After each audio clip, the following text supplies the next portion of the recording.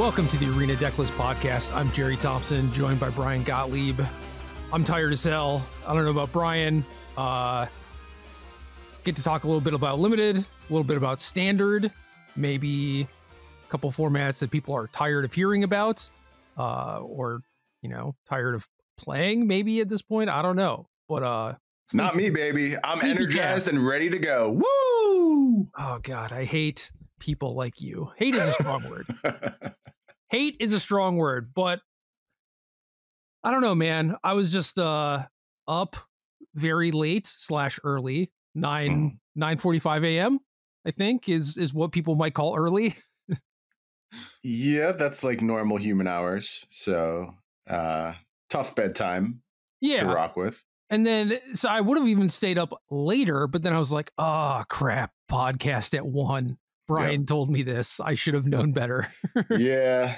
Usually I'd be more flexible and, let you go with whatever works for your sleep schedule. But I'm on a tight schedule this week. I got my brother's wedding over the next couple of days. I got rehearsal dinner tonight and then heading to the wedding tomorrow. So on a pretty confined schedule for the foreseeable future. Yeah, those are like real life things that matter. Yep. Unlike Magic the Gathering, but whatever. Let's get into it first. We're gonna talk a little bit about Limited because I have thoughts and Same. and Bryan actually did some battling. I did. I know that's going to be very shocking to all of our listeners, but I fired up Arena and I hopped in to the Arena Open, right? Is that what I played? Yep. Yeah. Is that what I played? Dude, I love the story. Sure I love the stories of the people who like play in the qualifiers and then are just like, okay, what did I qualify for? Yeah, what happens next? I definitely had that moment for sure. Yeah, so it sounds very similar to that sort of thing, except there's no real like Cinderella story here because you didn't, spoiler alert, you didn't win. Nope. But no money in my pockets. Did qualify for day 2, but a sad 2-2 result in my first draft of the day. And then I was free to go about my business for the rest of my Sunday, I believe. Yeah. Which is not bad. It's kind of a freeing experience when that happens. It's like a little disappointing where it's like, oh, well, now I'm out. But then you just get to do whatever the hell you want and you don't have to play sealed anymore. I guess Sunday was draft, though. Sunday was draft, yeah. I do generally like the Arena Opens, especially the limited ones. And just like playing this event, despite some complaining, which I'll get into just because I'm contractually obligated to always complain about something. But these events are really, really good. We got to rewrite your contract. Yeah, you have a really poorly written one. I kind of lowered you a little bit when you put it together. But despite any complaining I may do, these events are really, really well set up. They're really good to just hop in for someone like me who hasn't had time to be very invested in Magic and like get a little taste of what's going on. And it just hammers home to me how great it would be if there was a real limited circuit for Magic the Gathering. Like if I could just go attend a limited GP or a GP equivalent, and then like maybe that qualified me for a limited Pro Tour, that would be so cool. That's all I want out of Magic right now. That's the only thing I realistically have time to engage with. It's kind of like the thing I like the most about Magic still. I understand the financial difficulties of putting together such a circuit. But it does feel like the world has changed a lot, and limited as like a destination event feels more realistic now than it has been in the past. And I think Arena helps that. I think just the general state of the player base helps that. The level of like hard commitment that players have helps that. And I don't know. This is my very public cry to say, please give us some kind of limited circuit play that I can participate in. This would not be the one thing that I want out of Magic currently, but it is up there. It feels like the most attainable thing, honestly. Like there's a lot of other things I would change, but this feels like realistically attainable. And I think I can make a good business case for it too. But, obviously my business goals are very different than Wizards. So yeah, any tournament series I think is going to be pretty difficult to make business case on. It's hard. Think. They could just accompany these like Magic Fest though. Like they could just run parallel and be like a persistent thing and problem solved, I think. But that's entirely possible. But I mean, you need all the space for all the rad stuff that they do. Command Zone is a big place. It's a happening place. They're doing a lot of panels and have a lot of vendors and all that stuff. Like, I haven't been to like Philly or Vegas or anything like that, but I've seen pictures and I've heard people talking, and it seems like space is difficult to come by no matter what venue you're in.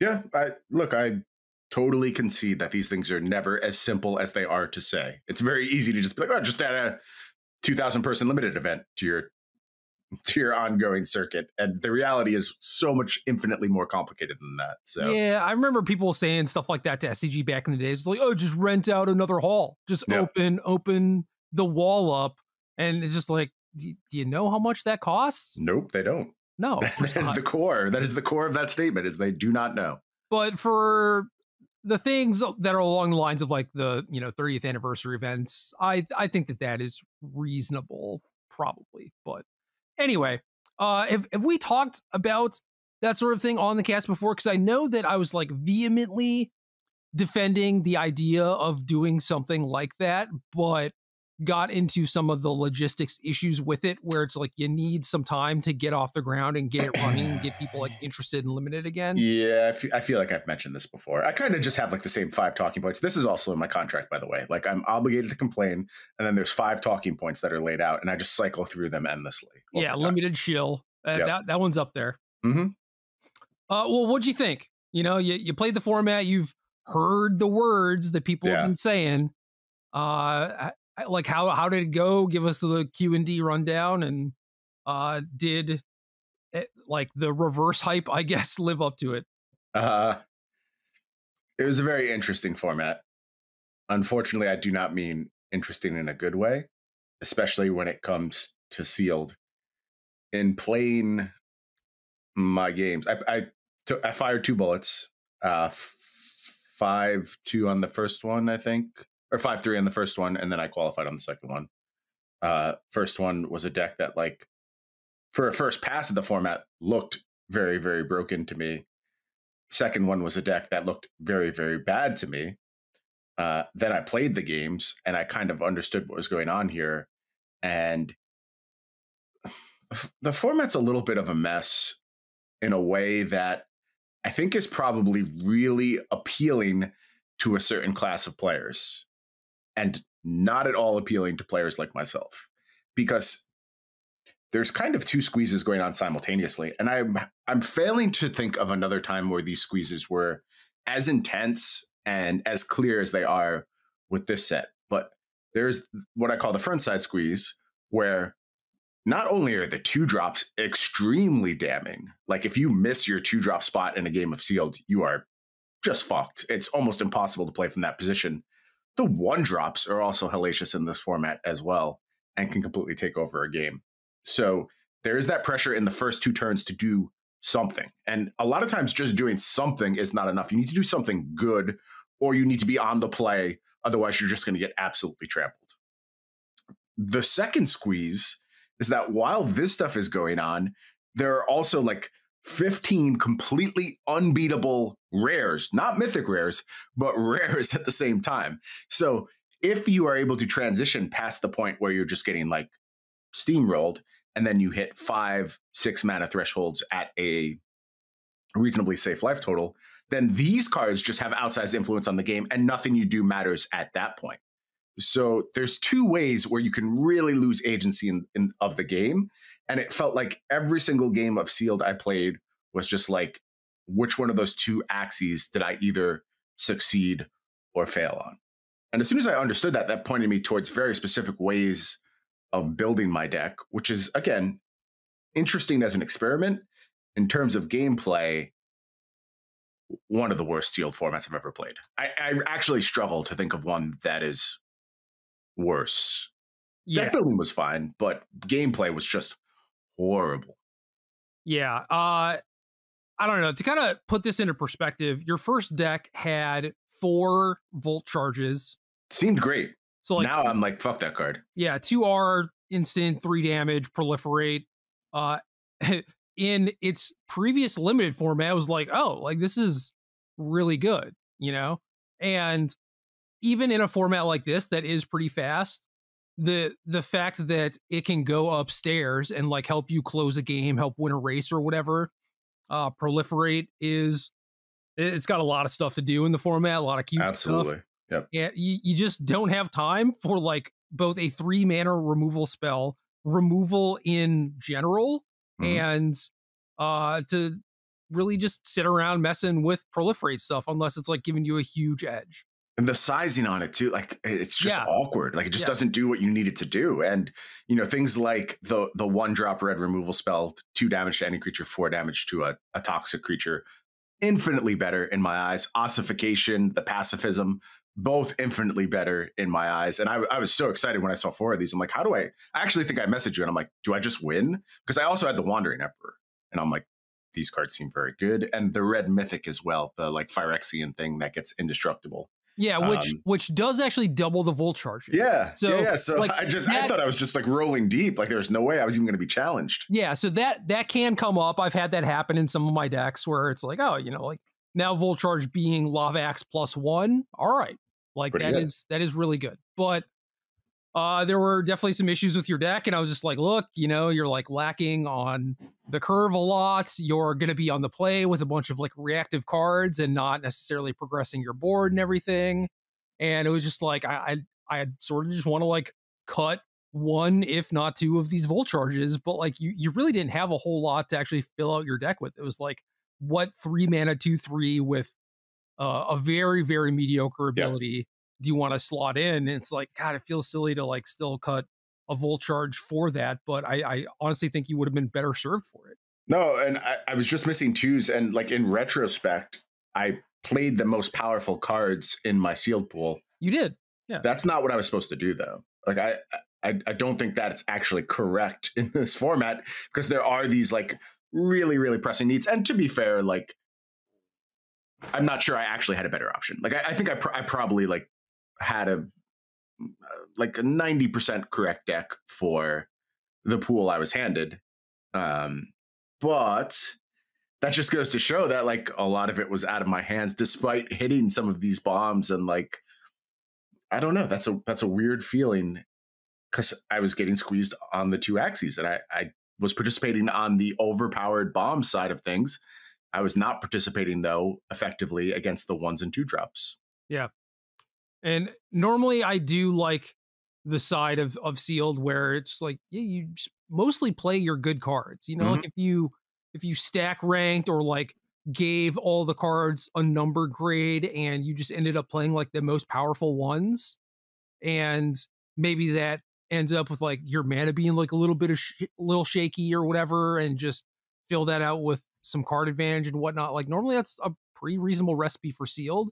I don't think that that's the case here. I like there are definitely colors where you're able to do stuff like this. I think like green, black, and maybe to a lesser extent blue, you can build your decks a little bit more defensively if you have the tools, but it's really difficult to walk someone through that where it's just like, no, trust me, like, you know, you should cut a volt charge for a 3-mana 2/3 with no abilities and have them believe you. So just like, all right, you know, like here are my thoughts and just play the games. You'll see for yourself. And then, to be fair, I don't think that you had the tools to like do something more defensive or anything either. So I think you're right. Where it's just like you're kind of locked into Boros, and maybe the details for how you built your deck were sort of up in the air. But it, you know, if you're off, it was by like 2 or 3 cards. You know, not by a ton.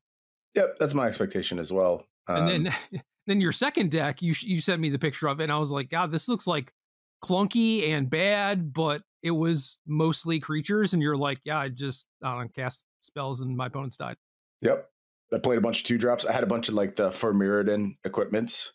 So my curve was really nicely filled. And then I had just enough like those cards scaling into the late game to buff, you know, evasive threat, flying threat, whatever they needed to buff in that scenario, double striking threat. And then I stole a bunch of games. And it was just playing on that first axis almost exclusively. Like no real way. I think I had like an ossification in my deck. No real way to answer bombs, no bombs of my own. But I was really good on those 1s and 2s. And it worked. That was enough. And again, Didn't do a lot of sideboarding. I didn't feel like I had a bunch of decisions to make in deck building. It was just like play these cards and then playing the games. It's like, was I on the play? Because if I was, I probably overwhelmed you. Was I on the draw? Did I, hit key removal spell to reclaim tempo? Did you miss your 2-drop? Okay, then I won. And that's all it felt like. Like, I did not feel. There was one spot where like I had to make a pretty crafty play with like Charge of the Mites dealing damage while I had the sacrifice a creature you control to destroy an artifact effect on the stack. And okay, that made me feel like a little smart for a second. That was really the highlight of interaction throughout the games. But everything else was just like play my threats, attack, get my result at the end. Cool. And then how'd the draft go? Draft, talked a lot with you. I talked with D-Rude a little bit about his experience drafting. And just like, to me, the simplest thing to do was just like hone in on some lanes. Basically, the aggro lanes was where I wanted to be. I'm sure control is very viable if you know what you're doing. And probably requires a lot of card evaluations that I was not prepared to make. So I just kind of figured out where I wanted to be in aggro spaces, thought about things in terms of a branching, mostly like green based, but being ready to go to either Selesnya Poison, green red aggro, or just play Boros again.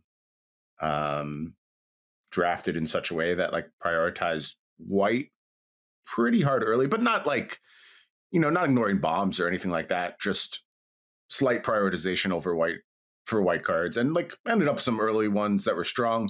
But by the end of the draft, it was very clear that I was just supposed to be the blue drafter at the table, or somebody at the table was supposed to be like just blue cards floating around forever.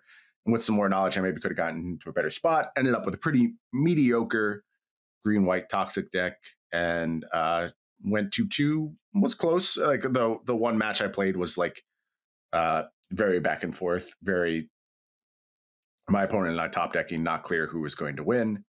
So it was fine. It was a cool way to engage with the format in a very limited space. I thought the draft was interesting. I thought the games still mostly sucked. Just not a lot there for me to really cling on to and find all that exciting.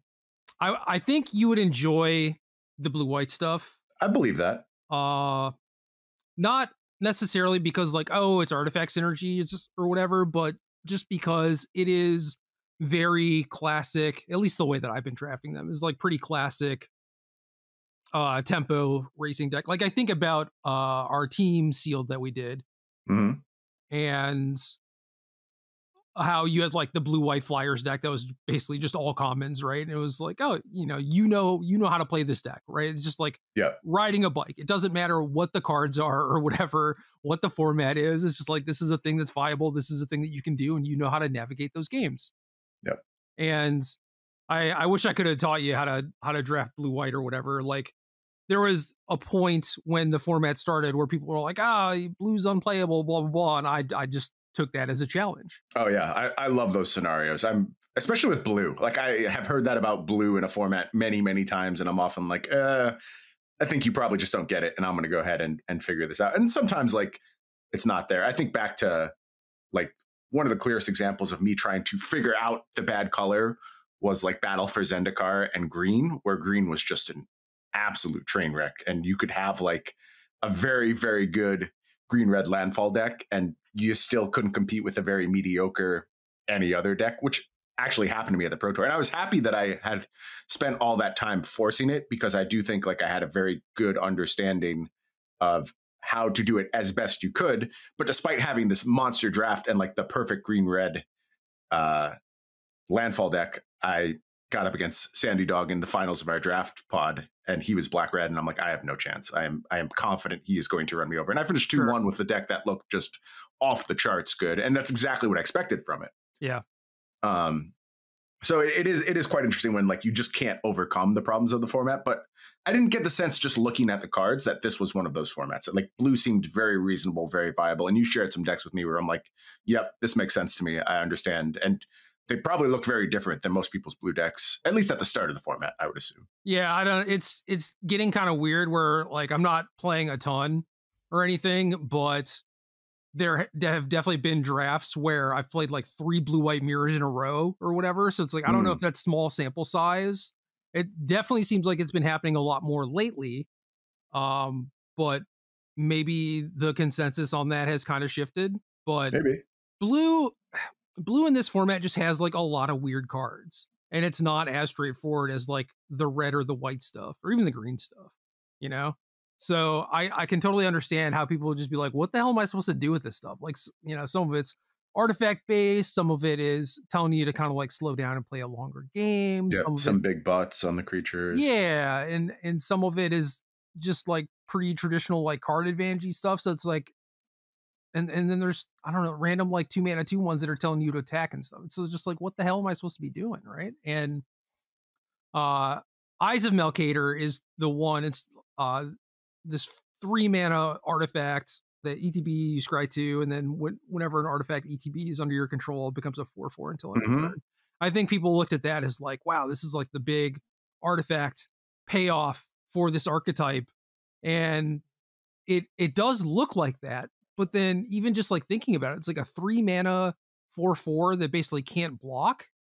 Like, doesn't sound great in this format. No, I mean, yeah, it's not great in most modern era limited formats. Sure. But like specifically in this format too, I don't think it's particularly good. Like there are some like tricksy ways to go about, you know, you can like charge the mites to enable it to block or whatever. But it's just like, I don't even like that card. I don't even like, I don't pick it highly. I don't put it in most of my decks. Like it's fine if you need a playable or whatever, but it is definitely not what I'm setting out to build my deck around.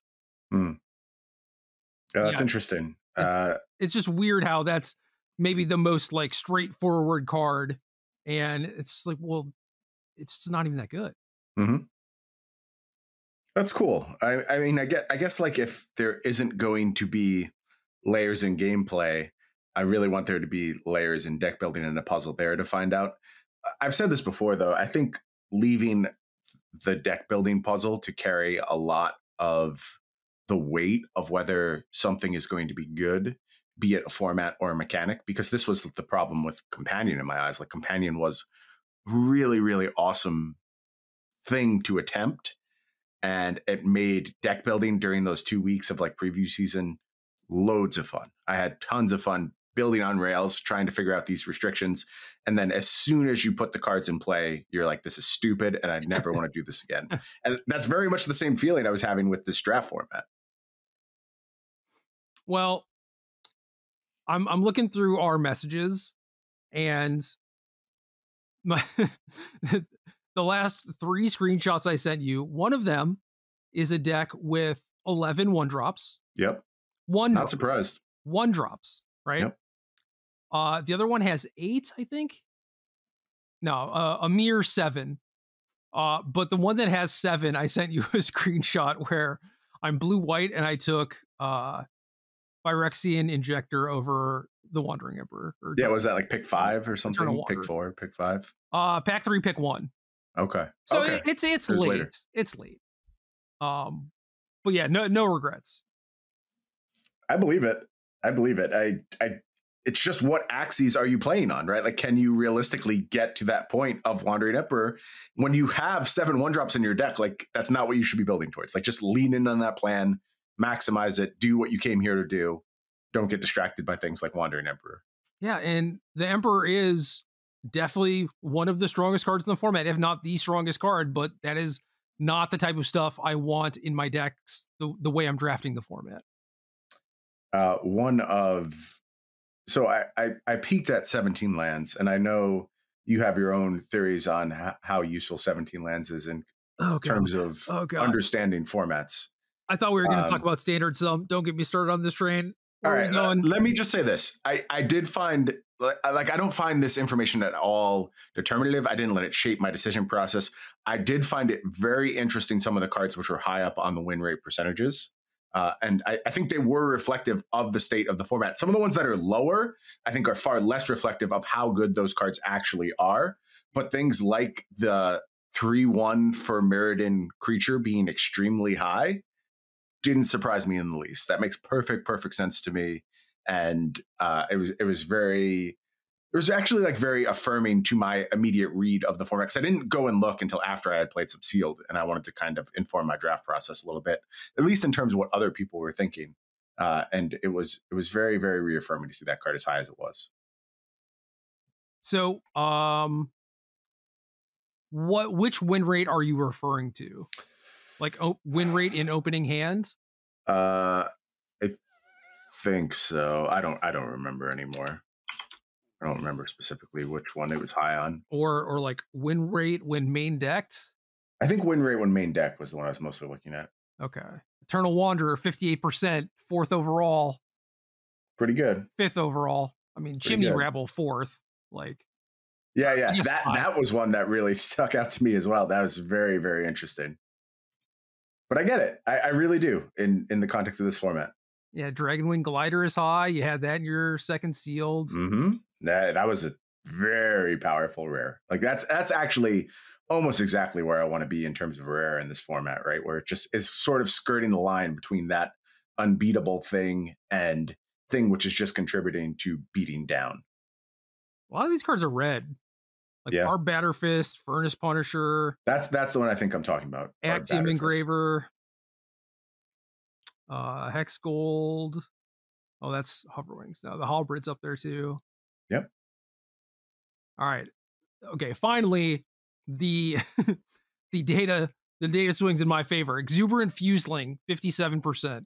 Hell yeah, that card is a beast. Absolute beast. Yeah, it is an absolute beast, and I see people like not take it very highly, or not play it, or play it and not play Skull Bombs alongside it, and I don't get it. That card is an absolute beating. Yeah, among one of my favorite cards in the format, and the deck that I have 11 1-drops in, 2 of them are Fuselings. So awesome. That sounds great. Sounds like a great place to be.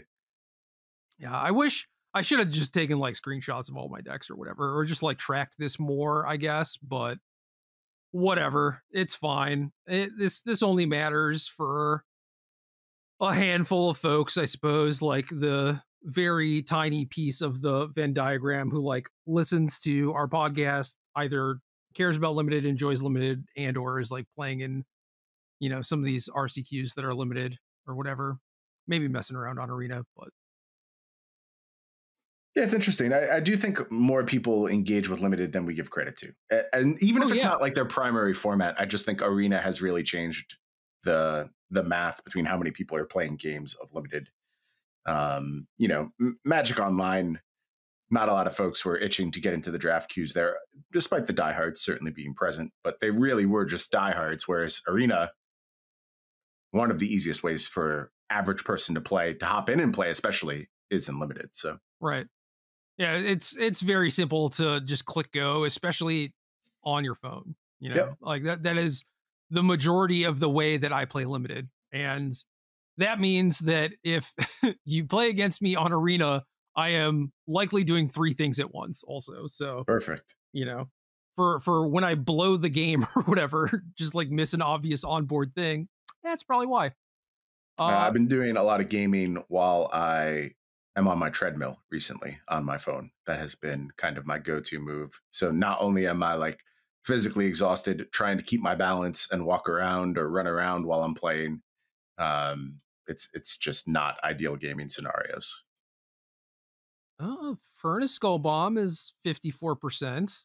Okay, climbing up. Which is odd, because I feel like that's the one that people dislike the most, and people were talking about how the win rates for Skull Bombs were not high, and that was the one that I assumed like had the 30% win rate or whatever. Maze Skull Bomb also is like a 53%. Okay, I don't understand what people's arguments were. But whatever, like, okay, so like win rate when main decked. You know how nonsensical that stat is? Especially for a card like a Skull Bomb. The range of decks that these can go in can range from wildly unplayable to like best possible. Yeah, I think like the case for this stat being least meaningful for artifacts, and beyond that, cheap cantrip artifacts that can literally just be like, oh, I needed to fill in my curve. My deck was really bad, so here's this thing. Yeah, the quintessential I'm short on playables or whatever, like get in my deck. Yeah, you know, we talk a lot about statistics and what they say, what they mean, how to use them. The idea that you are supposed to draft according to 17 lands win rate, extremely, extremely flawed. I think great players don't think about things that way for the most part. Like, it's just, I know you were like in some debates about things like win rate. I don't think you're debating with top tier players for the most part. It's just people who sort of want the analytics to do more than they do in Magic. And there's some flaws with analytics in Magic and in everything. That's just how these things work. Well, I mostly opted out of those debates. Good thinking. I basically realized that they were pointless and was just like, look, I'm gonna say my piece and then just be done. And I do think that like the sheer amount of data available here, there is something to it, right? But like there's so much that you could look at it and cherry pick whatever stat you want to try and make your argument for whether or not a card is good or bad, right? And it felt to me like people were latching on to kind of like nonsensical stats to make their argument that they thought the spell bombs were bad or whatever. And it's like, I don't know why you're like, you know, choosing this hill to die on or whatever. Yep. Because internet, that's why. Yeah, it was just bizarre to me. Like, not everything has to be a debate, right? Like, I can just make an observation and you can... I disagree with you. You can take that away for what it is. You can either choose to like think about whether or not I may have a point or whatever and just move on with your life. Or yeah, you could just like immediately engage in debate. You know, it's not like a JRPG. This is not like a random encounter where it's just like, you know. No, when you step into the marketplace of ideas, Gerald, you are vulnerable and immediately on trial, and you have to defend your position. Otherwise, get the fuck out. Yeah. That's how it works. So I don't know. I think there are some useful stats. Some things that are pretty interesting is like the win rate improvement when drawn. That one strikes me as like, okay, this is a very specific set of circumstances that is probably indicative of something going on here. You know, and you see the cards with the highest number are like, oh, bomb rares, weird. Yeah, that's what you would expect. And it's not like, oh, if I just put this in my deck, am I going to win more? It's like, well, what if you just don't draw the card?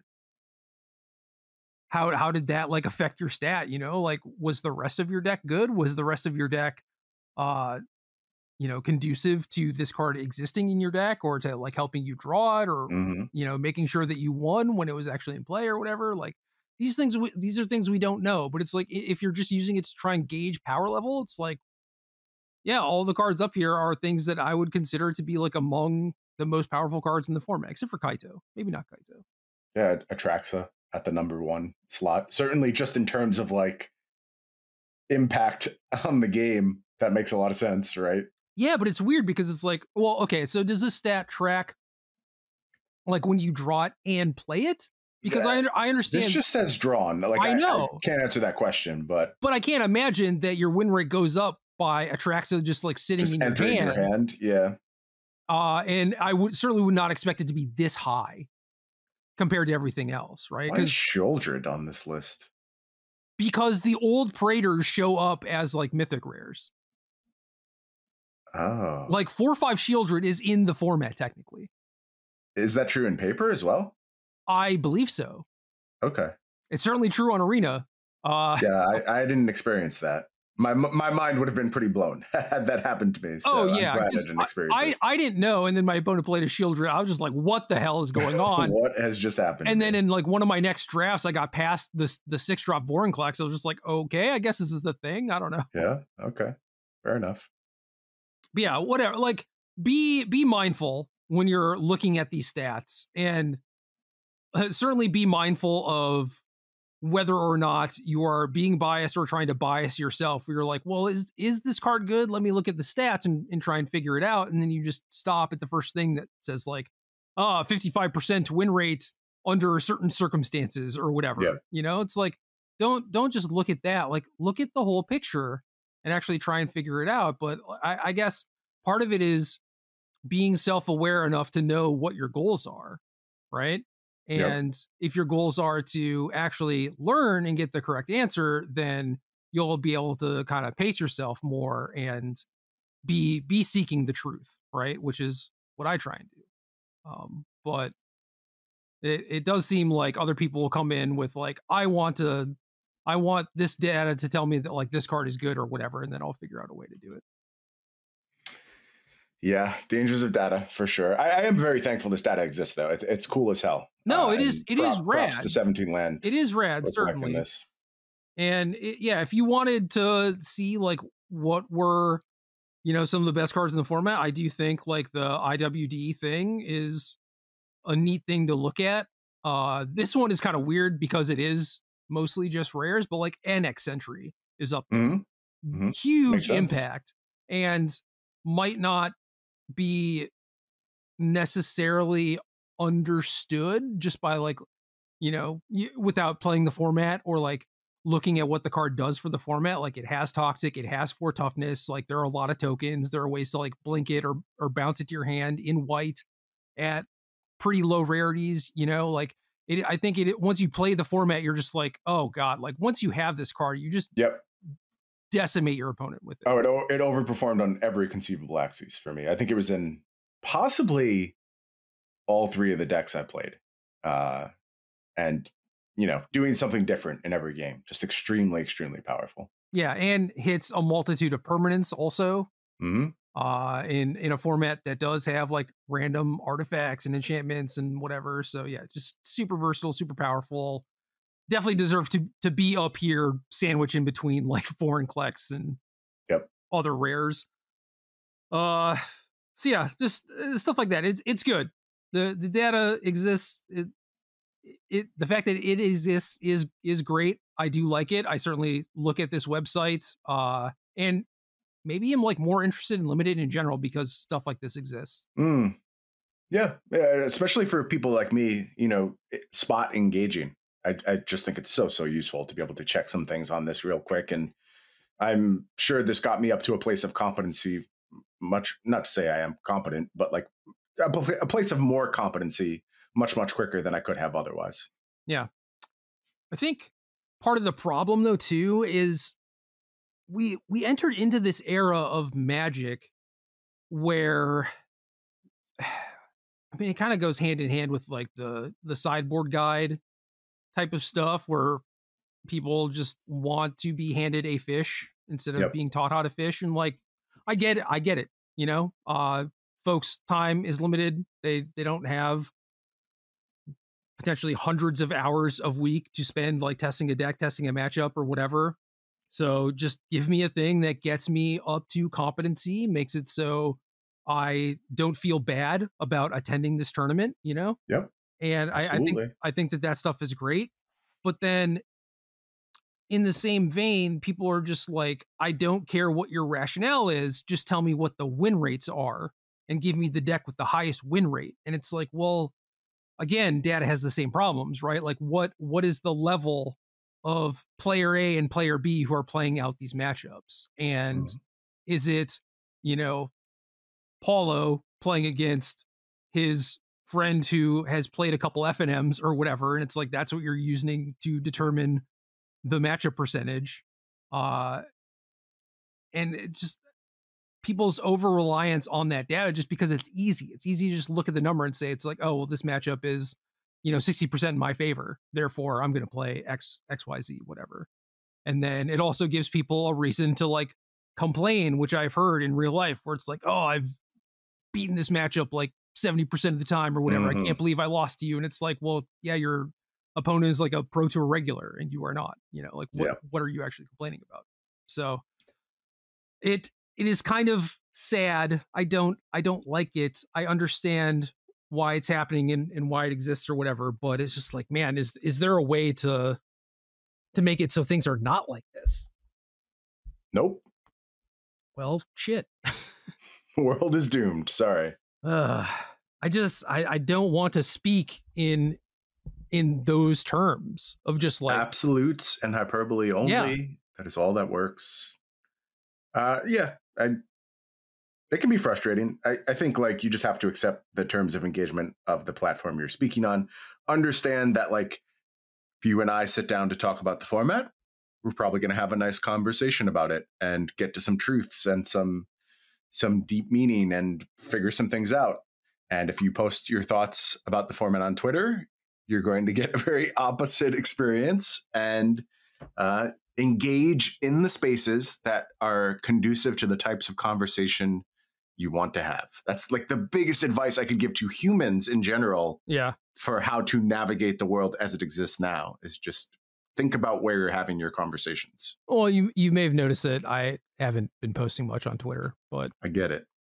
I don't know, folks. Think about this. Think about how wowed or amazed you are whenever someone comes up with a good sideboard plan or whatever that completely changes the paradigm for a deck, even if it is just in the context of a single matchup.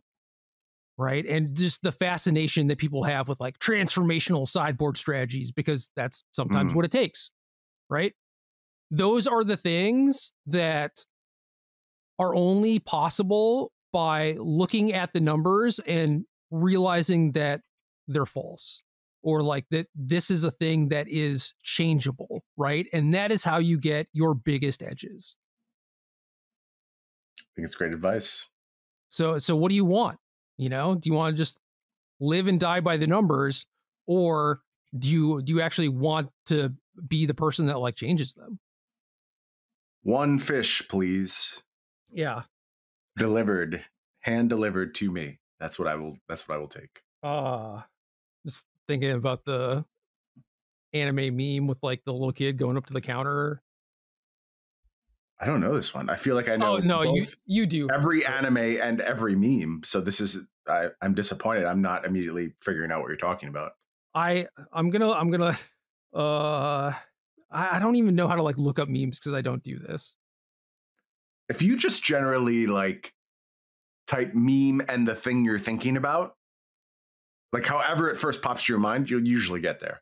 Like kid with fish probably gets you there if that's what we're going for here. Kid walks up to counter. You buys a cookie. You buys a cookie. Okay. Why you buys a cookie. Never seen this. No way. I've never seen this. It's got like the little girl going up to the counter, right? I'm looking at it right now. I promise you I've never seen this. Dude, this is somehow one of the ones that I have seen the most. That's so weird. So weird. I just feel like I live a life filled with memes, and this is just not one. And anime, right? Yeah. Anyway, folks, send Bryan your favorite you buys a cookie memes on Twitter, our favorite place. Yeah. Just all my favorite things. And speaking of how numbers are bad and the devil, let's talk about a Frank Karsten tweet who just goes into the numbers of the standard format. How about that? We should, at this point, our podcast should be patrons of Frank Karsten, since he just does all of our work for us and brings us these beautiful, I don't know what to call these things. I just call them like boxes with the colors. Yeah, just matchup grids. Yeah, routinely brings us boxes with the colors. And thank you, Frank. We are very appreciative. Yeah, I think that this is helpful as long as you are using it as kind of like a guidepost and not the law. Mm-hmm. You know what I mean? And absolutely. Yeah, sample sizes, player skill, deck, like how people's decks are built and whatever. It's just like all these things matter. Anyway, there were 3 regional championships last weekend, all of which were standard. All of them took place in the APAC region, I believe. I think that's correct. Japan, South Korea, Australia, New Zealand, and Southeast Asia regions. Man, you just missed the New Zealand ones. I know. Were any of the homies preparing for theirs? Yep. Several folks participated, and no winners amongst the field there, but yeah, the LSS crew is still, obviously a lot of them come from Magic, backgrounds in Magic, still very much into Magic, still very abreast of what's going on. So it absolutely crosses over. So Zen Takahashi won the one in Melbourne, Yep. Who is a New Zealander, but he has nothing to do with Flesh and Blood. He does not. Jason Chung, who does, used to, I believe, be on a team with Zen back in the day. But he doesn't have any relationship to Flesh and Blood. I don't even know if he plays. I'm not sure. Well, I would imagine that you would probably check out like all the local talent. So I don't know, maybe he was just not interested, or maybe kind of curious what was going on there, I suppose. But yeah, Zen won with honestly a pretty stock Grixis deck, to the point where, there's like the one Blade Coil Serpent main that has shown up in a lot of the Magic Online lists, 4 copies of Invoke Despair. That was very much in vogue for the Moto stuff, and not too much wild stuff going on in the sideboard. Some Razorlash Transmogrants to be a little bit more aggressive in mirror matches. A whack. I love the whack. I have played it a few times and it's basically never done anything for me, but in an ideal it's still world, a whack. It is a whack. It was very, very good for me in limited multiple times. But it's just like, I want, like a cheap card for these like Rafines and like other assorted silly white creatures, and it just never lined up. I could see that. Yeah, I'm not really sure what there is to talk about with this particular list. Like you said, very much in line with what Grixis has been doing.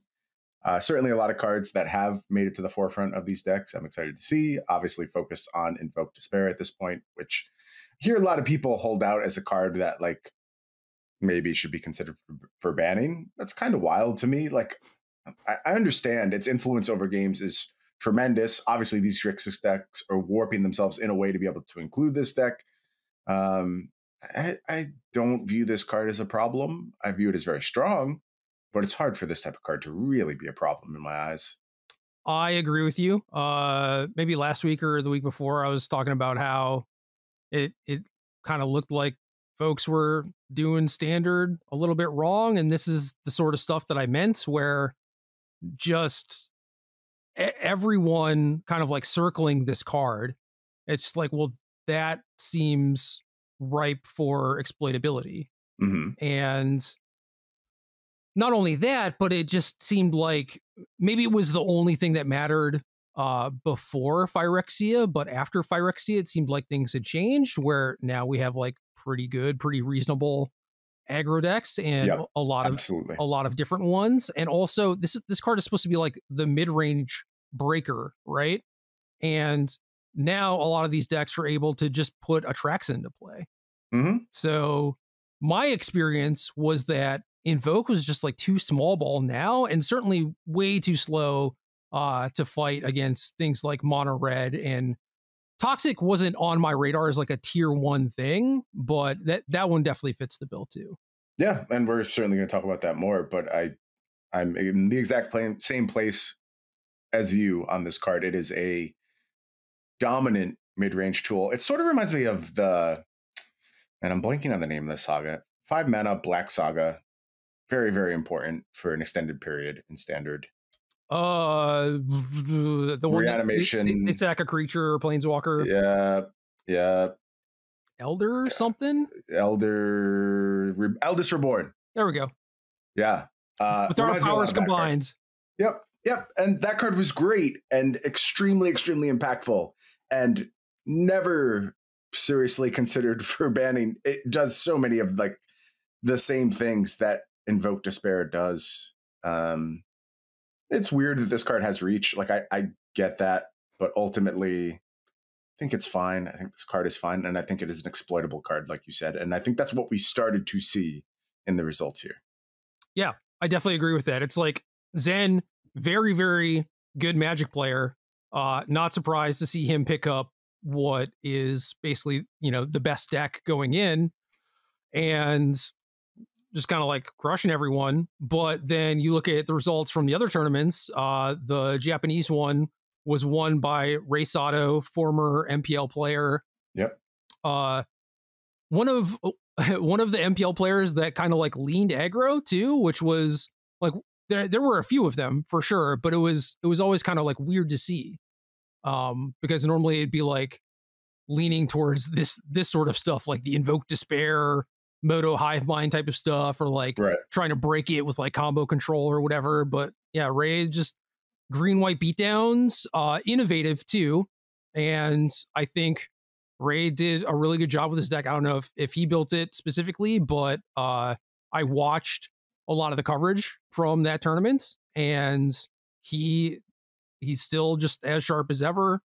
His deck looked really, really good, and it definitely looked like people were not exactly prepared to beat it. So I don't know, when you say like green white toxic, I guess there are just a myriad of cards that you would expect, right? And it's like this is not the modern sort of like infect deck, because the pump spells aren't that effective, right? So like this is just like a green white creature deck that has been tuned to be able to go wide. So like Venerated Rot Priest, I think it does a bunch of things really well, actually. I think that's what's really unique about this deck.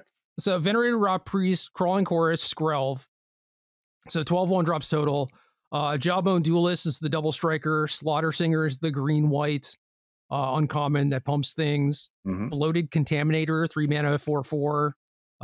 Basically toxic too, as like toxic, trample, and proliferate when it hits. Dude, somebody played that card against me in limited, and I was like, "Holy shit, messed this up. card is a beating." Yeah, messed up card.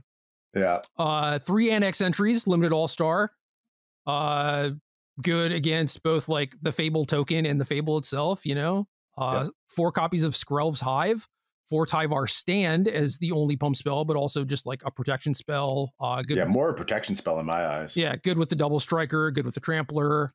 3 Charge of the Mites, 22 lands, including 4 Seed Core and 4 Murex. So getting a lot of utility from your lands too, because there's also just like a Beseiju and an Iganjo hanging out. So I had a Seed Core in my green-white draft deck. It was very strong. Oh yeah, dude, very, very strong. I'm shocked that it doesn't make you pay a life to cast the Phyrexian thing. Extremely, extremely strong. All of this makes so much sense to me. There is a really good case for this deck being strong at protecting itself. Things like Tyvar Stand give you that little bit of interactivity.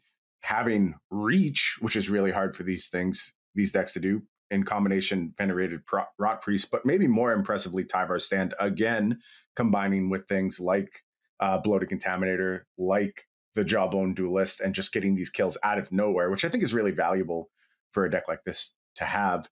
Some staying power in the form of Skrelv's Hive in conjunction with things like the Seed Core, getting a lot from its mana base too. When a deck is like the type of deck that can redefine a format where the rules of engagement are very, very hard set, I often find it's a deck that gets a lot from its mana base. Like being able to produce both threats and make those threats better with Murex and the Seed Core. I think that's, again, another very large part of why this deck is able to succeed. It's not just a beatdown deck. It's a deck that plays smarter. And I think that gives you a lot of flexibility in your sideboarding.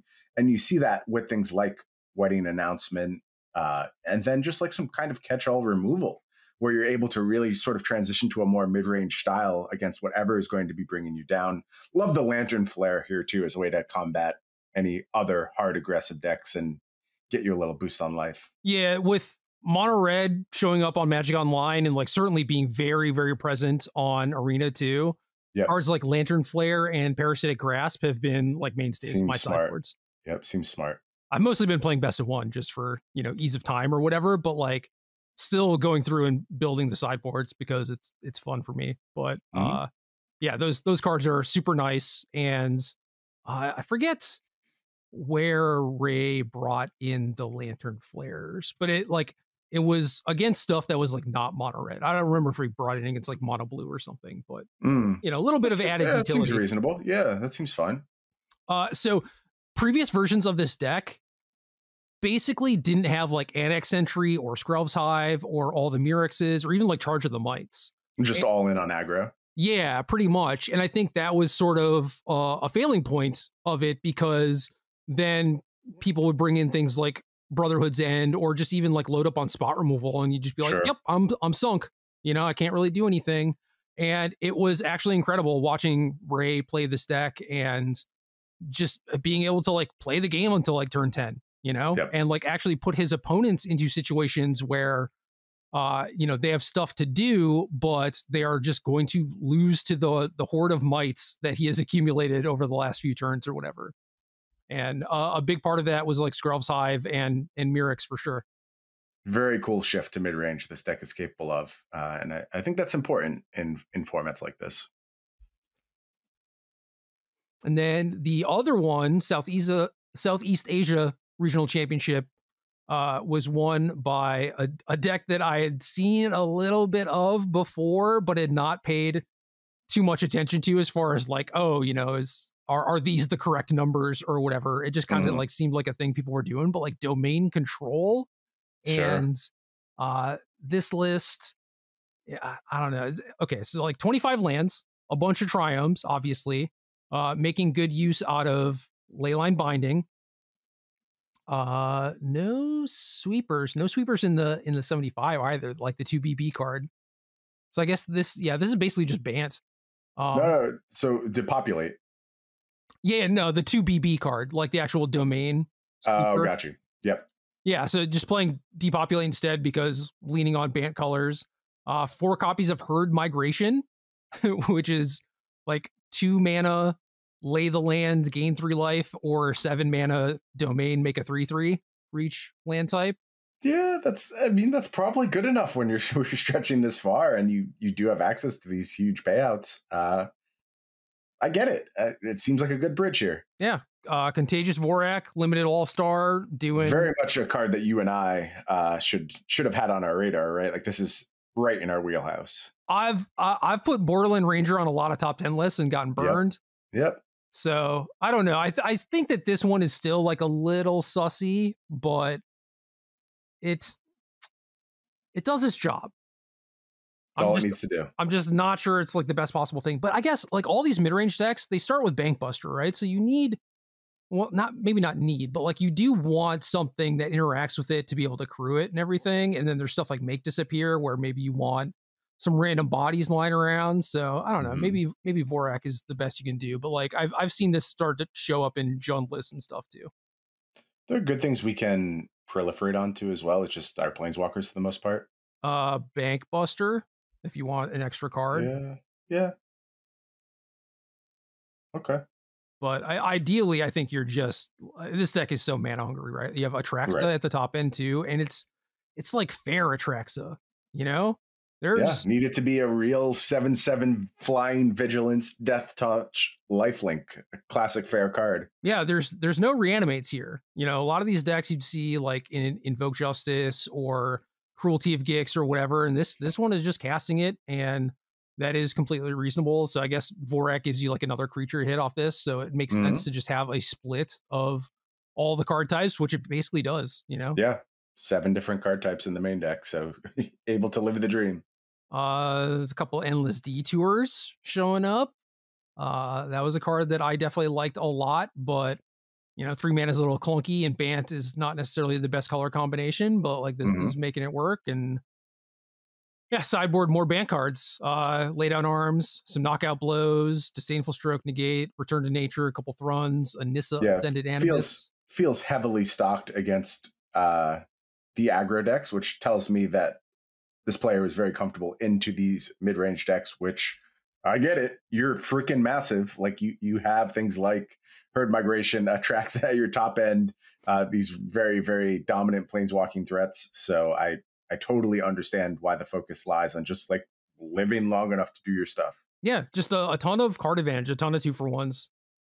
So this is the type of thing that I would be scared of when playing like Invoke Justice type of stuff. It's like, wow, you're really capitalizing on like the mirror match and like things that are slightly smaller than you, but like these are the decks that should terrify you. And yeah, I'm seeing some good evolution of the standard format. Good moves, changes in the sizing of decks, changes in what the aggro decks are presenting. Been a cool standard format to follow for sure.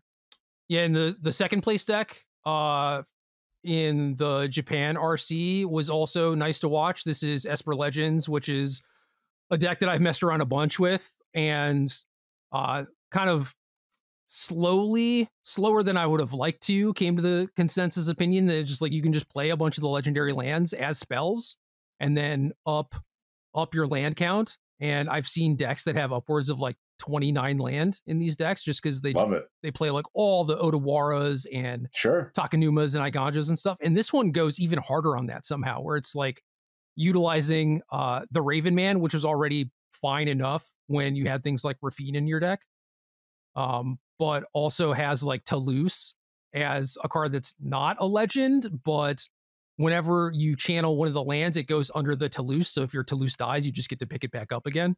Oh, Lord. And then a lot of stuff going on. Yeah, also has like a one of Unctus, which is like whenever one of your blue creatures becomes tapped, you loot, right? So a lot decks are getting weird. A lot of like discard synergy stuff that I would have not thought to go quite as hard on, but looked really good. And it just means that you get to focus on threats and curving out, and certainly at this point making sure that you have the ability to make all your land drops, because this deck has 27 of them, right?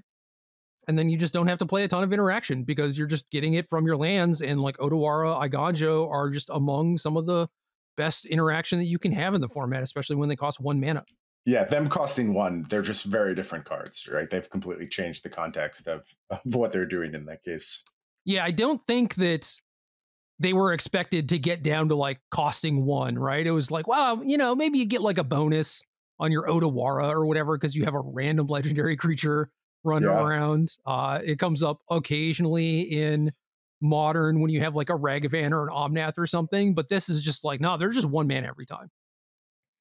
Exciting, man. If this is the cost you have to pay, like for the limited format being so bad, but you introduce all these cards that are just having this awesome effect on Standard, I'll take that. I mean, like, not every limited set can be a banger.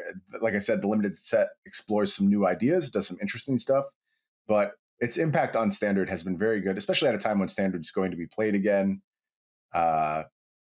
Same complaints. One of my 5 contractually obligated complaints. Wish there's more reason to care, but on the whole, I am quite pleased with the shape Standard has taken on. Yeah, and I haven't looked at all the deck lists for the other ones. I'm like pretty interested to now because the Japanese ones are really good. There was a mono blue, I guess tempo. It's labeled as tempo and is basically that in the top 8 of the Japanese one, and got to see that player on camera a couple times too. And their deck was, I think, all foil, and nice, love it. They played their deck in more of like a combo-y way than I would have expected, which was actually just delightful. Like to see them, for example, like beat mono red playing for top 8, just by not doing kind of what you would expect, like turtling up with Haughty Djinn. It was just like, okay, I have a Djinn, you have 3 creatures, let's race. And it wasn't like they had it locked up already. It was just like, I kind of did the math, and I feel like this is a thing that's winnable for me, which involved, instead of them specifically like going after their opponents like creatures or threats or whatever, it was just like, no, I'm just going to chain card drawing spells, try and race you, try and find March of Swirling Mist on like the last turn to just like pump up my Haughty Djinn enough. It was just like, it was kind of beautiful to watch, honestly, because it was like, oh yeah, mono blue against mono red seems like a nightmare matchup or whatever, and it was just brilliant. So, March of Swirling Mist, back when I was working on Kamigawa, very high on my list of cards where I'm like, this card has, I'm not saying it is, I'm not saying to change it, I'm saying this card has a lot of potential to be very, very messed up. And I can't accurately evaluate this because how good this card is 100% dependent on the things surrounding it. If the tools surrounding this card are good, I think this card can actually be meta-defining, maybe to a problematic extent, because it is so punishing to play against, and it just puts you in a lot of no-win situations. So hearing a player leveraging this card so hard. It really makes me very happy. It's basically a time walk that can cost you almost nothing, like a 1 mana time walk if you get it in the right scenarios. Scary, man. Scary card. Yeah, you're converting resources that you probably wouldn't be able to use if the game played out naturally Yep. into doing like the exact sort of thing that you want to be doing, that you need to be doing in that game state. And it costs virtually nothing. It's so cheap when you are doing it that way. And then yeah, we've seen this show up alongside things like Haughty Jin, like the cost reduction, and then also Hinata. Yep. So you've been right. Like when the tools exist, like this ends up being kind of a tech card that is very, very powerful and allows those decks to do pretty silly things. Yeah, I'm not even sure we've seen this card ceiling yet, honestly. Like if the bigger standard gets, the more support this card gets, the more dangerous it is. So, well, this is this 8 one more set? No, this is 7, right? Yeah, one more set, I think. Well, a set and a half because we get Aftermath also. Yeah, fair enough. I don't know. All the math has changed. Yeah, I don't know if that counts, but yeah, it is interesting. I think one of the reasons maybe we haven't seen this is, well, certainly there hasn't been as much of a focus on standard, but also it's a card that people just like forget exists, except for like truly gigabrain geniuses, you know? Yep. Yep. And I always love seeing the gigabrains come out for these type of events, and I think they did this weekend. Yeah. So that's kind of the spice. I guess the other thing was Kenta Hirane, another very, very good Japanese pro, was in top 8 of the RC2. And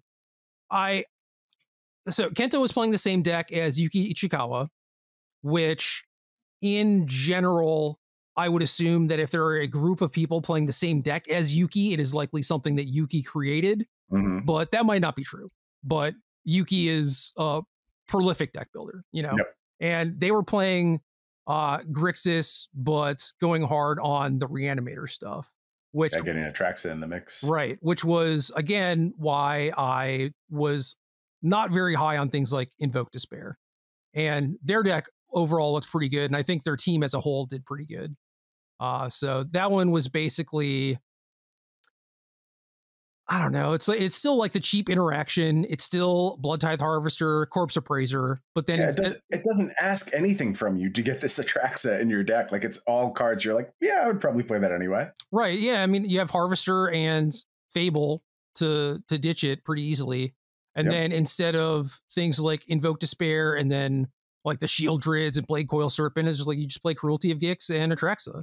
And it doesn't ask that much of you. And then their mana base also branches out a little bit, right? Like they have some random like white sources and green sources and stuff, so they can just cast Atraxa if the game goes long also. Yep. Theoretical casting, always nice to see at very low cost. You know, we don't call these things free, but it is very low cost to have that option added to your deck. Right. Some of the lists that I've seen have had like a copy of Big Score main and then like another in the sideboard when facing down Graveyard Hate. There's also like the play pattern where like maybe you play Cruelty on 5 on chapter 1 and then you want something to tutor for as a discard outlet. And I don't really see anything in this list that is a good way to go about doing that outside of just like getting a Harvester. But I would kind of like to see a Big Score maybe in these lists, just for the off chance that you like hard cast the Atraxa or that's like a tutorable, powerful discard outlet. Yeah, low cost for sure, but looking through, the slots do seem quite tight. So yeah, I mean they're going so hard as to like main deck Duress, which is certainly a meta call, right? And then maybe doesn't line up all that well against things like Selesnya Toxic, you know. But yeah, there are potential cuts to be made. So I don't even think that card is that bad against Toxic. Like not getting blown out by the hexproof is pretty damn important against that deck. No, for sure, but it's like they have 11 cards that you can hit with it game 1, I think. It's not a lot. Yeah, but like the way those games play out, though, you should be able to, whether you hit or not. This is one of the things I like about Duress, is that it can be useful in spots whether it does the thing it's supposed to do or not, just because it is supposed to provide certainty to your play line. And when you need to play in a certain fashion, you just go, okay, if I can do this on this turn, I will transition on this next turn and be fine. It was something that came up a bunch. There was a period back when the Jund sacrifice decks were really good, and I added duress to the main deck of them. And Carmen Handy, I know, played it to a very near top 8 in a GP, and it was basically for this reason, where like there were matchups where the card wasn't good, but even in those spots, you got so much equity from the knowledge that, okay, this is one of the spots where this card isn't good. I'm able to move forward now with my main plan. Sure. I see some of that happening here as well. I like that in a deck like Rakdos Sack, where you're not necessarily constrained on resources. Like you have a lot of sources of maybe not even card advantage, but just like things to do with your mana. Absolutely. And you can just spew off a mana and a card and have it not be super meaningful. Mm-hmm. But I don't think that's the case with Grixis when you have... Yeah, maybe less true here. You have things like Atraxa in your deck, which is maybe not like an actual piece of cardboard for a lot of the game. You know? And then you're like good point. Spewing off a duress, and it's like, well, I know the coast is clear, but like I also don't have the tools to like deal with their stuff anyway, so it doesn't really matter. Yeah, coast is clear. My hand is Atraxa. Yeah, it's a hamster. Corpse Appraiser. So I see what you're saying. I can kind of agree with it. But just merely stating that it could end up going poorly, you know, it's not quite the same as other scenarios. But if you want to play Grixis, this is kind of the thing that I would look at, especially because, you know, things like, ooh, unlicensed Hearst out of the sideboard, people have graveyard hate. It's like, well, this deck just can cast Atraxa. It doesn't actually care. And Cruelty of Gix doesn't need to reanimate something to still have a bunch of text on it. And also you can just shave on those cards in sideboarding, which is very important. Something I've seen a lot of people do, and then something I've seen people like oddly not do, where it's just like, I'm playing against, you know, Selesnya Toxic or whatever, where Atraxa doesn't even necessarily mean that the game ends if you put it into play or whatever, and they're just like, well, it's what my like deck is named after or whatever, so I'm keeping all the copies. It's like, no, you can actually just shave on those. It's okay. There's so many options in your sideboard to just go ahead and get that whole package out if you need to. Right. You don't need the massive top end to beat them necessarily. Yeah. So, and you're actually like, in that scenario, we talked a lot about how Invoke Despair not really lining up all that well, but you look at this, the way this deck is built, and just say you cut for Atraxa for Cruelty of Gix and totally get away from that plan. Well, what's coming in? Okay, you have Brotherhood's End, you have Go for the Throat, you have Cut Downs, all these very, very effective spot removal spells that you can use as opposed to just these very, very clunky things. I think you actually end up in a better position to play that matchup than some of the other decks might with your sideboarding options there. Yeah, and then since you're just like shredding your average mana value, I would also just want the 4th Bankbuster at that point too. Sure, absolutely. And then your plan to beat them is just 2-for-1ing over and over with like Corpse Appraiser, Bankbuster, Fable, the Mirror Breaker, stuff like that. Perfect. And yeah, maybe you want completely strong enough. Maybe you want a couple of Atraxas. I could see a Sheldred as well, just like swapping to that as your top end. Sure. Yeah, I could see that too. I mean, it blocks the 4/5 or the 4/4 reasonably. So that's probably worth it. Like, you just need to make sure that you're not dying to like a horde of 1/1s from Mirix or the Hive, right? So have some way to like actually close the game or whatever. But that's about it. I think you can tune these Grixis decks certainly to line up pretty well against like the small ball package from those decks. I guess like they're boarding in Wedding Announcement also, so maybe that is a reason to keep in like a couple of Atraxas, but it should not be the main goal anymore. I think you're right. But as far as like the actual numbers, you want to talk about those a little bit?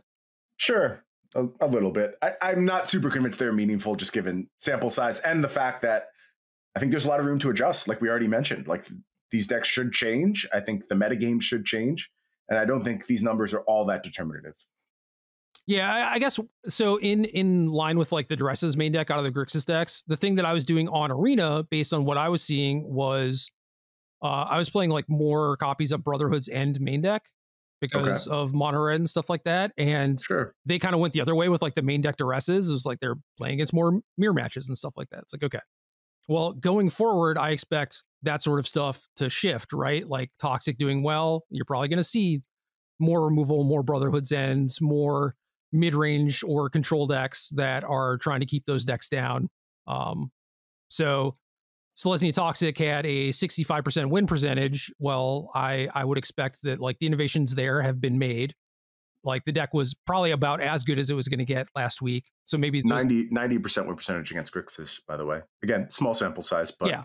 Hell of a performance. Yeah, 9-1. That's hella good. I do think it was like the enchantments, the land, the announcements out of the sideboard. Maybe people playing like the clunky Atraxa stuff too. Probably helped them a little bit. Yep. But yeah, I would expect Selesnya to be like a little bit worse going forward. And domain control, 63.3% win rate. Like that's pretty high from a deck that was not really on anyone's radar. Like I saw it show up here and there. I think I saw like Willie Adel top 16 or top 32 a challenge with it or something, but not a whole lot other than that. And maybe that picks up some steam too. Could see it. A bunch of different Reanimator decks. Jund Reanimator, 56%. Grixis Reanimator, 52.8. Rakdos Reanimator, 52.4. Building these has been kind of like the highlight of my last couple weeks. Building with them and tuning them and everything, because it's like a very fun deck for me personally, and also pretty good. And I like a lot of the cards that go into the decks.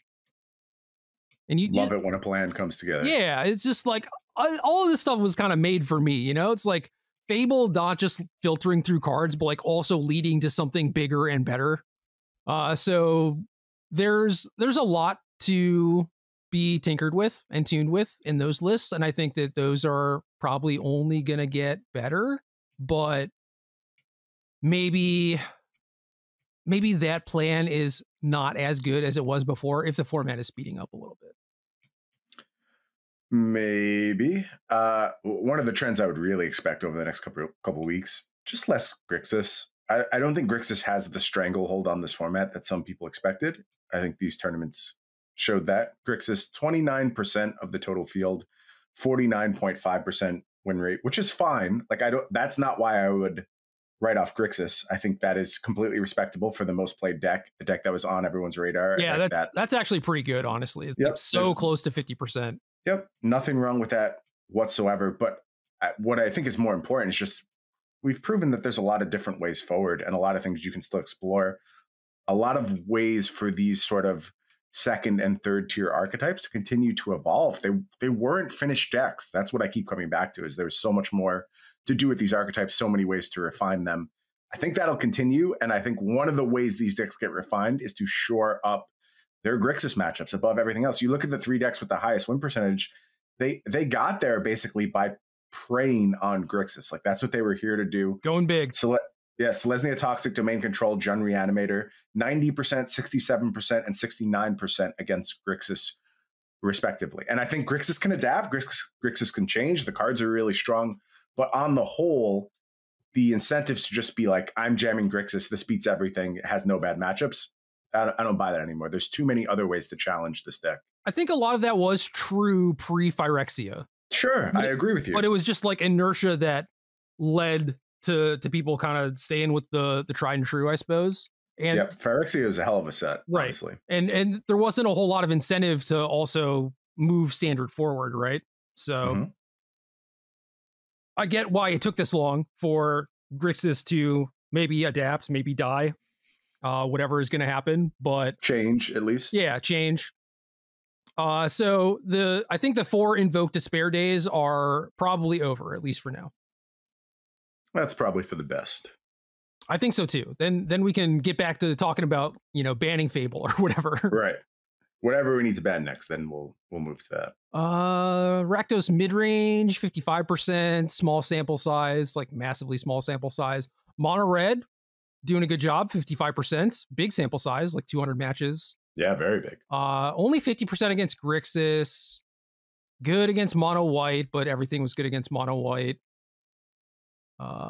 Slight dog against Esper Legends. Good against Mono Blue, good against Azoria Soldiers. So, yeah, I'm kind of surprised that Mono Red did so poorly against Grixis. I would imagine that would be the thing that they're like trying to hard target, but Shieldred's a hell of a card. If there was an aggressive deck that Grixis was teching for going into this event, it probably was mono red, in fairness. Like, that was the thing that they would have adjusted to, been on the forefront of their minds. Yeah. Maybe why some of the other aggressive decks were able to exploit it a little bit more. Yeah, like I said, Parasitic Grasp, quite good. And less good against things like Skrelv's Hive and Bloated Contaminator and Mirix and whatnot. So I don't know. Maybe Selesnya is still like the better aggro deck going forward just because of the resiliency. Yeah, we'll have to see. We'll have to see. I think it depends a lot on what adjustments are available against Selesnya. Obviously, it's going to be the hot thing coming out of this week. And I've already heard some people saying that they feel like it's sort of a flash in the pan, lost its luster a little bit once people prepare for it. I don't know. I think this deck has a lot of moves to make. Certainly, any deck is weaker once it's on the radar. That's just how Magic works. Yes. But I think there's some really good sideboard plans with the Selesnya Toxic deck, and that's what excites me the most. Yeah, I mean, I think it is going to get worse, but it has the tools to still be a great deck where you have excellent curve, excellent mana. You basically don't run out of things to do with your mana. You have plenty of staying power in late game. You have interaction with like Annex Entry and Charge of the Mites if you want it or need it. And those cards are also just like fine proactive things too. You have Tyvar Stand, which is super versatile. Like it does bring a lot to the table, certainly more than Mono Red, where it's like, well, game one, you can deal 3 damage to a thing. So like anything bigger than that is going to be pretty tough. And then maybe you can adjust after sideboarding or whatever. But like Selesnya just starts all that stuff. It front loads like all the good stuff. And I guess maybe the weakest part about it overall is the lack of great sideboard options, but even stuff like Wedding Announcement is like really powerful and potentially like matchup swinging, you know? Yep. One of the things that excites me most about Selesnya is I think it's going to be able to move up and down the aggro mid-range control spectrum a lot. Yeah. I think it's going to have a lot of flexibility with how far it leans in any one direction. So, yep, definitely agree with that. I mean, it just depends. You got to figure out like where people are trying to fight you, right? Like if you see more Brotherhood's Ends type of stuff, it's like, well, you know, maybe slow down a little bit. Don't overcommit as much. Maybe get some additional like 4 toughness things in there. Play the games in such a way where you get to hold open like the Tyvar Stand, kind of expecting the sweeper rather than just like playing into it how you might have like a couple weeks before because no one had it main deck or whatever. So yeah, there are still things to be done on that front. So probably still pretty good. And everything else, like mopey mid-range decks, all like, you know, high 30s, low 40s win percentage. Again, I think it's like that Atraxa arms race and the fact that there are just like good aggro decks now. Yep. Not the spot I want to be. You're just kind of weak to everything in that world. So yep. And I guess Esper Legends at 55%, like just a solid deck and a lot of tuning that can potentially be done as we've been seeing. And also like, it doesn't necessarily have to be Esper. Like we saw some 4-color decks. I saw some Abzan ones. Yeah, good point. A lot of different stuff to be doing there potentially, but still fairly one track, which is kind of the weakness. For sure. But those creatures, though, man, there's like some real disruptive options in that creature base. And like you mentioned, when you could branch out to so many places, and there's 4,000 legends in standard right now. Literally, yeah. Yeah, just find new combinations. Figure out what you need to beat. And I feel like there's something out there that'll let you beat it. Did you see the Slogurk one? No, I did not see that one. Do you remember what Slogurk does? No, not off the top of my head. 1 UG 3/3. When a land would go to your graveyard from anywhere, put a counter on it. And then when it leaves play, you can rebuy 3 lands. I feel like you can remove 3 counters to bounce it too. Okay. So at the Japanese, yeah. Okay, so trample. Whenever a land is put in your graveyard from anywhere, put a counter on this. Remove 3 counters, return it to its owner's hand. When it leaves the battlefield, return up to 3 target land cards from your graveyard to your hand. So basically, instead of Toulouse, they were splashing this in Esper. Okay. And you just go off with like very silly Takanuma or Odawara chains. It sounds very silly. Very, very silly. I wanted to do it, especially since the list looked like a little dirty, like could have been cleaned up a little bit. But the primary way that I'm playing on mobile is on mobile, and I just decided that I did not want to do this on mobile. No, don't subject yourself to that. Not worth it. I saw Yo Man tweet that like it was slow and bad, and I mean, I guess slow is in the name, which it's kind of implied. But I kind of disagree with that. I think that there is something there, but the list as is did not look great to me. But if you are, you know, playing Esper and you're just like, look, I need like a little bit more of a mid to late game punch, I don't think that that's bad. I don't think it's a bad place to be. Okay. Well, interesting tool to have up your sleeve. And it's like the mana is whatever. You know, you're playing 30 lands. Oh yeah, mana doesn't matter anymore. You have Plaza of Heroes. You kind of have to figure it out a little bit. You know, make sure it's not horrendous or whatever, but it's doable. It'll get there though. Yeah, they all get there. You'll figure it out. What else? Closing thoughts. Standard, limited. What you got? Outsiders Limited going to start soon as closing thoughts. So, you know, if we want to do a show on that, we can come back around. Contractually obligated. Yeah, that's also one of the 5 spots. Are you? No, I don't really have any other thoughts. I had a nice week with Magic. I thought Magic contributed positively to my life this week, and I should give it props for doing so. Yeah, it definitely did that too, because I don't know, hot off the heels of a Pioneer Pro Tour, bunch of standard action going down, playing some limited, and I also broke Modern. Okay, yeah, that's good. So just going to casually throw that in there. I've shown one person my deck list, and that's it. Okay. And maybe we'll talk about that in a couple of weeks. But you showed me a deck list. Am I that person, or is it that not the broken one? I don't remember which deck list I showed you. Oh no, you got the you got like the 1.1 version. Okay. I'm on like 2.8. Cool. Let's tease them. Let's do it next week. No, I think it's 2 weeks. Okay.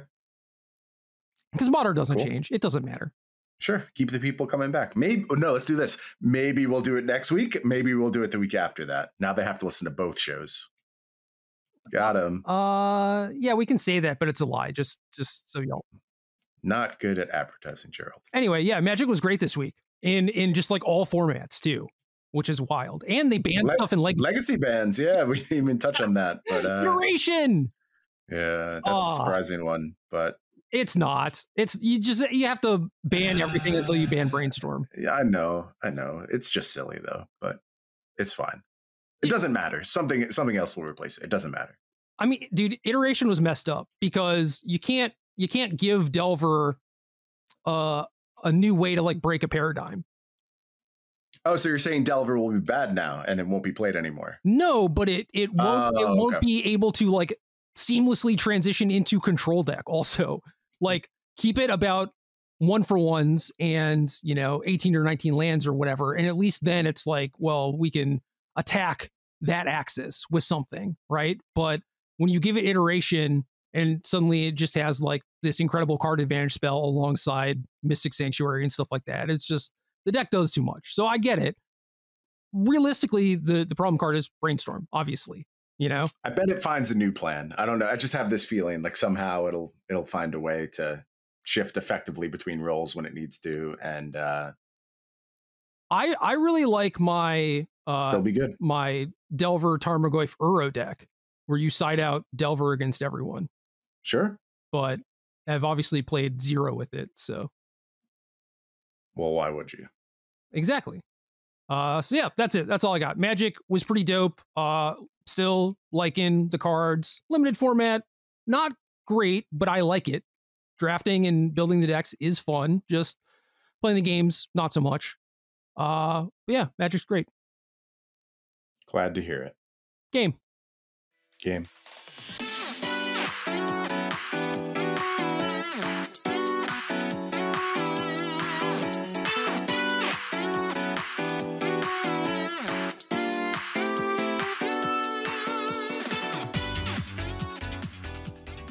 Good luck.